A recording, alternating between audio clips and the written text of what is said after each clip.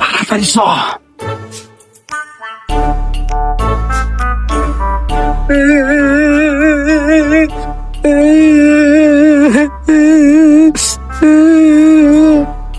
এই ব্যাকে কান্দুচ্ছু কৃষক গাড়ি তো টিয়ার পাবি, তাড়াতাড়ি শহর থেকে। আজকে কয় তারিখ? কে আজকে এখনই ফেব্রুয়ারি। কালকে ভোট।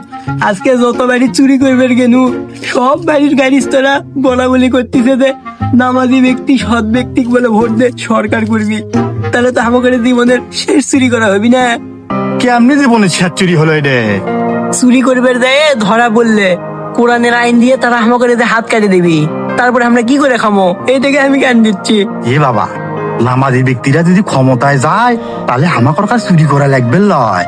কৃষক জানিস, ওরা আগে আমাকে একটা কর্মের ব্যবস্থা করে দিবি। কর্মের ব্যবস্থা যদি না করে দিয়ে পারে তাহলে কিছু অর্থ দিয়ে সহযোগিতা করবি, তারপরেও যাতে সমাজে চুরি ডাকাতি না হয়। এত সহযোগিতার পরেও যদি আমরা চুরি করি তখন তো শরীয়তের বিধান কায়েম করবি। তারপরে ভালো লোক যদি ক্ষমতায় যায় তাহলে তো তোর বোন মনে করে স্কুলে যাওয়ার সময় ডিস্টার্ব করে, ইফটিজিং করে, উল্লিয়ার হবার লয়, বুঝতে পারছো?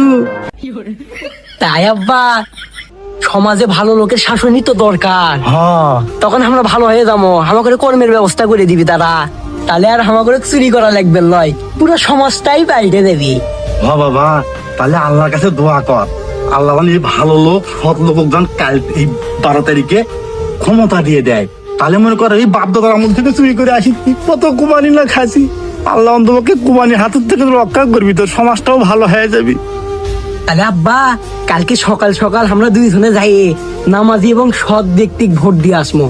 কিন্তু চুরির মাল কি করবো? তাহলে এক কাম কর, এই জিলে চুরি করছি এলে এটি থুয়ে দে, সকালে উঠে বাড়ি আবার এমনি তুলে যাবি নি। আজ থেকে আমরা ভালো হয়ে যাবো, আল্লাহ ভালো করে দিও। আল্লাহ